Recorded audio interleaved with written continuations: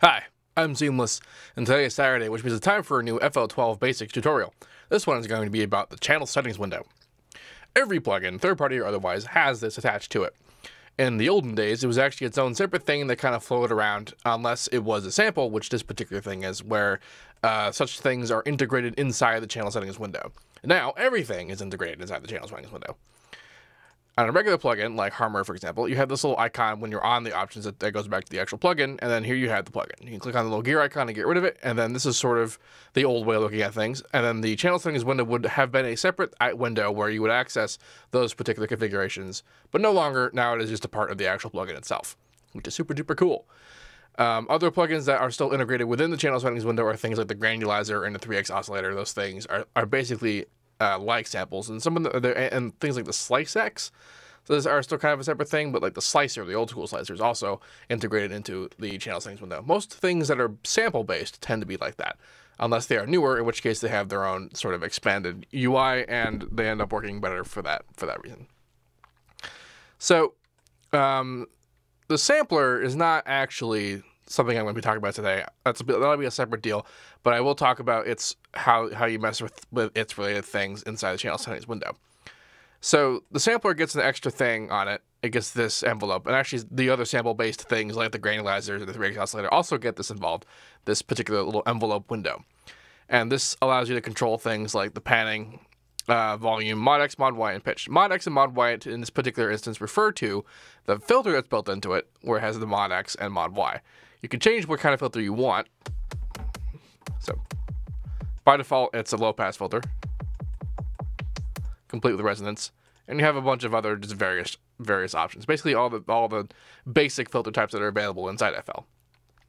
Your envelope are pretty basic things: ADSR control, and you mess around with the knobs that are present there. And you can also click on the actual node itself and mess around with it. Clicking will do normal speed movement, and right-clicking will do fine speed movement, which is pretty cool. Right-clicking these knobs will actually allow you to access the regular right-click menu, like things like the reset, the set the actual particular values, and also automation. So you can automate these parameters, which is, I guess, a thing you can do. And enabling the envelope is this particular button here. If it's off, it's not doing anything, and when it's on, is when it'll do something. So if you change it and it's not doing anything, you should wonder if that's enabled. Although you notice the second that I move it, it actually enables it, just in case you forget to do it yourself. All of this is really very basic things in terms of just controlling the stuff. You also have a built-in LFO with 3 different shape types. You got speed, and amount, and delay to have that in there. Also attack, so you can have it kind of go up in there. If you have like a voice or something that you want to like slowly lead in with vibrato, that's a good thing to do that with. So this section is relatively straightforward. This is the section where a lot of the fun stuff happens, and for this stuff, I'm actually going to talk about it in reference to Harmor because a lot of its abilities are most apparent with tonal-based things. So here we have a levels adjustment, and these things actually apply on top of the regular controls because you see up here we actually have volume up here. This is the main channel volume. You see when I'm moving around up here, it's up here. Channel volume refers to the volume that's attached to the actual channel because remember, these things in the channel rack are referred to as channels. And these are the channel settings windows. You have those terminologies, all those terms collect. It's not the word I want, but you know what I mean. The mod X and the mod Y adjustment is an interesting thing because for this will apply to the mod X and mod Y that's in the instrument settings panel, or what was once called the INS window. That refers to these, but if you're talking about something like Harmor, this is actually an offset that applies to Harmor's actual X and Y knobs, also Citrus, and other plugins that have X and Y control. So that's what that does. And of course, panning. This is basically on top of what already is there, because this is like an offset to settings that are already set. You have the poly settings, which you can go all the way up to 99 voices. There's also just turn it off entirely. If you go down to the mono amount. Notice that I still have core control, and that's because that's not no polyphony, that's infinite polyphony. And polyphony. And there's also a render option. If for some reason you need to have less poly when you're playing, you can render that says disable max poly for everything, which means that everything is infinite poly. Which could do some interesting things if you're used to hearing it sound a certain way, and suddenly you have all the voices. That matters more for things like unison and gigantic chords, because if you know we're in Harmor, I play one note and I have 9 voices. That's 9 voices, and then I play a whole bunch of notes. I have 6 of those. That's 56, 54. I forget math, but it's a lot of voices that just happened just there. So that the max polyphony will definitely inflict stuff onto that if you're not careful. So then we also have portamento and monophonic, these two guys. Portamento is that effect where you're sliding down or up to the note that you go to. So right now the slide time is off, so it's not doing anything. But if I turn slide time on, you can hear it sliding as I move to different note levels. Now this only applies to note movement. So you notice when I hit the same note, it's not doing it. That's because it's not sliding anywhere. It can't slide to itself.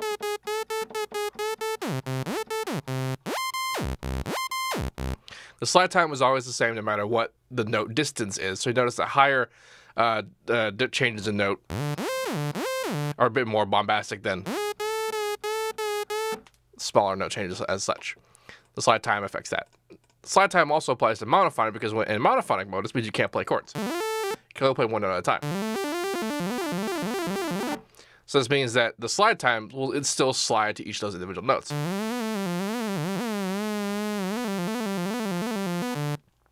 Which could be interesting. Over here in the time section, we have gate, which will truncate the note over a particular amount of time.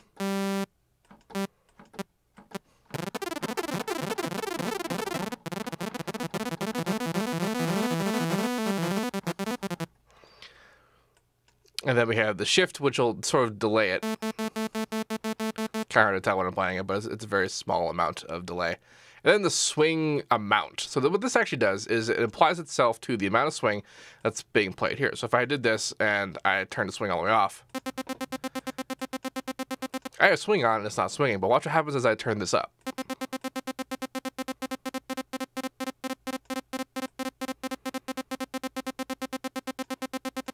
So this means that you can have a whole bunch of stuff with varying amounts of swing.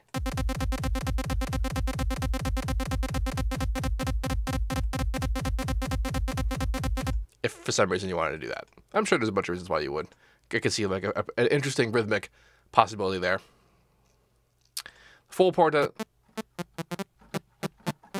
bypasses the gate when porta is on.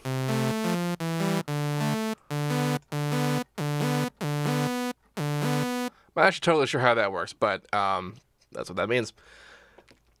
Over here we have various tracking offsets, which are kind of cool. So the tracking offsets, like for example, we have panning. I'm on the keyboard tracking section right now, so if I do this, notice that what keyboard tracking is it basically changes a parameter's value based on the note that you're playing, where lower notes mean a lower value and higher notes mean a higher value by default.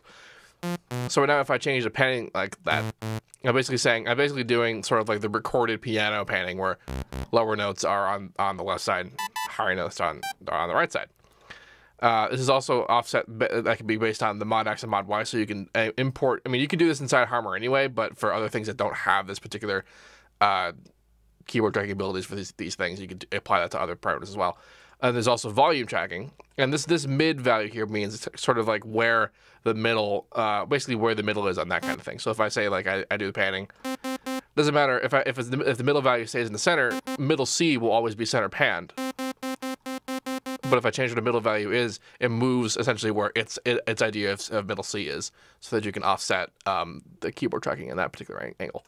Same thing with volume tracking. You can also volume track the pan, so the quiet is. I turned off volume tracking in the general settings. Where is it? That'll be here. Link velocity to volume. There we go.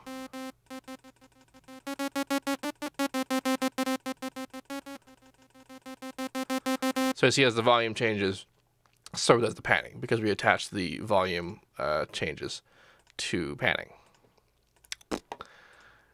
Now, down here are some more fun stuff. The grouping, the cut and cut by and cut itself. These things are actually particularly helpful for a lot of other ideas. And my particular favorite is actually the relationship you can create between hi-hats.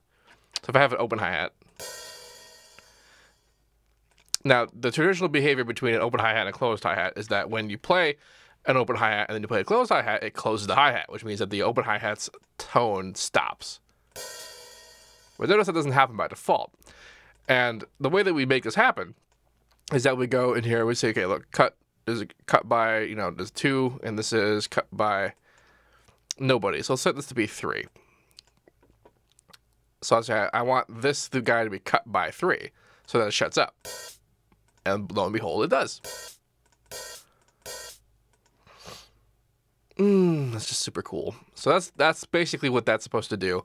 So that, like, I guess if you want something to stop being triggered when other stuff is triggered, that's what that's for. By default, if you hit down cut self, it basically means that it'll cut itself if you set it to do that. For samples, this is particularly good because this means that, like, if you play like an open hi-hat and you hit it like 100 times, you don't hear the tail 100 times. You only hear the tail once, but you heard the attack all the times that you were hitting it. That's the point of that idea. Then there's the arpeggiator. This is like the primary way by which I arpeggiate things. By default, it's set up to have the auto sustain on the chords. I was messing with this. So we have, so this means that, like, when I play a chord, instead of the actual chord being the chord, if the arpeggio is on,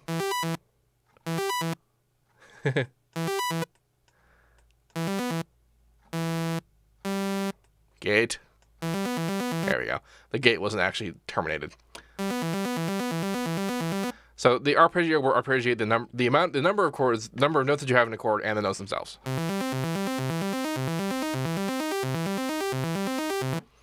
You have the range you can set.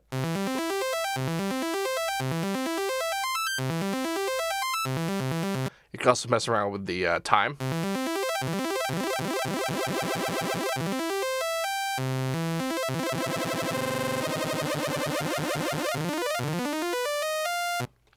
It's fun to know that you can automate that parameter. And there's gate. Pretty basic idea there. Repeat function determines how many times it repeats whatever it is you're holding. If you're holding that one note, it'll do that. But if you hold on more than one note,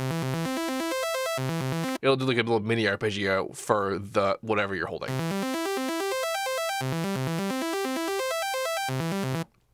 Then we have various directions.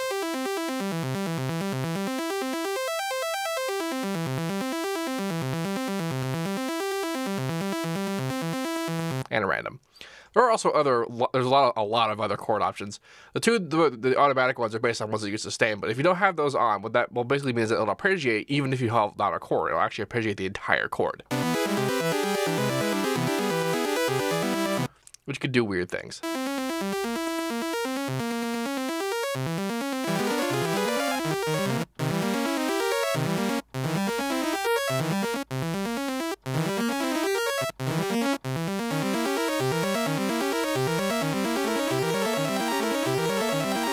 And also independently, each trigger avoids into its own arpeggiated time, which is a lot of fun. Not something I'll ever do, but if you want to do it. You also engage slide.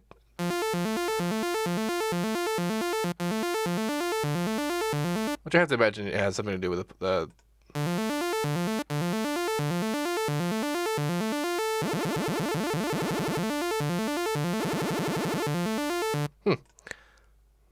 arpeggio slide mode. I don't know what that does. I should read the manual about that. P.S. When you're just about tip about the manual, whenever you're in anything, if you hit F1, it'll open up the help section menu about that thing you're on, so that, like, you don't have to go try and find it in the weird architecture of Windows help system, which is very interesting. So, for example, if you want to find out what that specific thing does, you click on it, slide between notes. That does not support slide. I think that means if I engage Porta, that might be what that does. It's doing it anyway, so whatever. I don't know. No idea. Indeed. Wait. So yeah, more things about the stuff. So now that's the arpeggiator, and then we have this echo delay module. Now it's important to point out that most of the things that are happening here are actually MIDI based, which is to say that they're applying this changes not to anything in post, except for things like the filter and that kind of thing, but it's applying changes to how it's performing itself at the MIDI level. So for the echo stuff, when I turn on the feedback, and the time. That's only one echo. There we go. Oh, I'm mono. There we go. We kind of heard it doing it. So what it's doing is it's actually playing whatever note I put down. It's playing it over and over again, like as if I were manually doing it. Because if you think about it, that's actually how people would used to do effects like that. They did delay and echo and whatever, and like old chiptune-y kind of things. What they would do is that they would manually put down the delay and like just turn it down themselves. So that's what this is. That's what this as an effect is doing.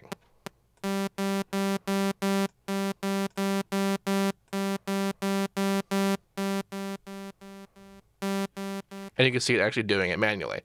Now, the other parameters that we have here, we have things like panning, where it actually increases the value of that as time passes. Other things like mod X and mod Y for like the filtering and that kind of thing, but also pitch, which is actually very interesting. And we can see that it's actually playing the notes. Now, if I were to have an extremely low value, and like pretty high feedback, a number of voices, and a very low delay time, it actually kind of sounds like a supersaw, doesn't it?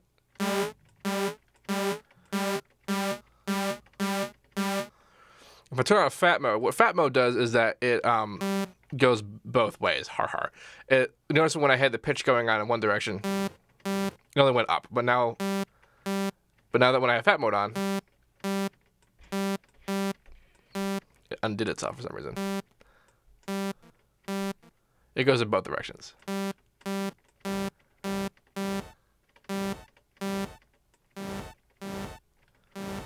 Well, I managed to create the alert sound from Metal Gear. Anyway, messing around with that is actually a pretty fun way to do sort of manual unison. And this is actually particularly applicable when you're using a sample. Because, of course, I could just do unison inside Harmon, I don't have to care about it.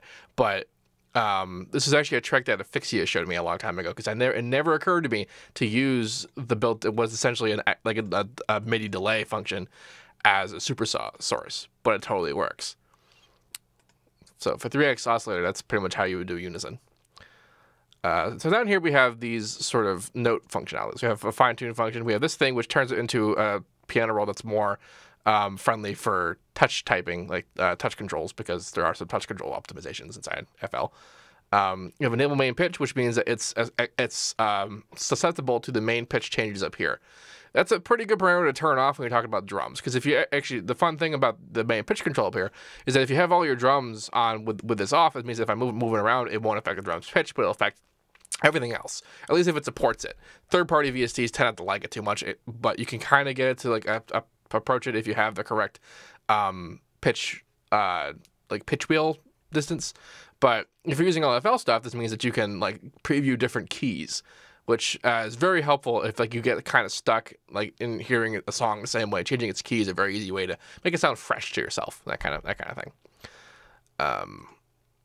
And then add to key. This is for things like the direct wave or like FPC. Not FPC, I guess.